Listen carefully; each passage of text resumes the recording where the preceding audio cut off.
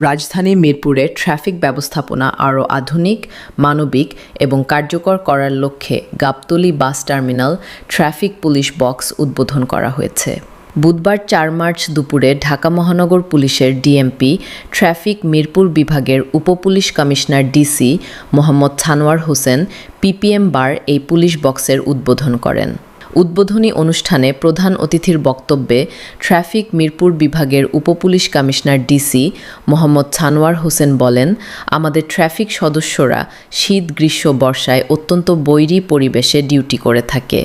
যেহেতু তাদের সারাক্ষণ রাস্তায় থাকতে হয়, তাই তারা নামাজ ও ফ্রেশ হওয়া বা ওয়াশরুম ব্যবহারের উপযুক্ত স্থান পান না। বিশেষ করে নারী পুলিশ সহকর্মীরা বেশি সমস্যার সম্মুখীন হয়ে থাকেন। তাদের কথা বিবেচনায় রেখে ডিএমপি এই উদ্যোগ গ্রহণ করেছে। ভালো কর্মপরিবেশ ট্রাফিক পুলিশকে তাদের পেশাগত দায়িত্ব পালনে আরও উৎসাহিত করবে বলে আশা করি।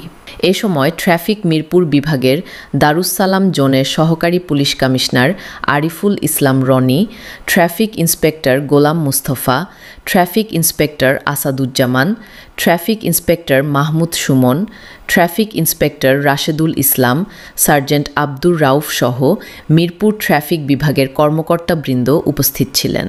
সংবাদের আলো নিউজ ডেস্ক।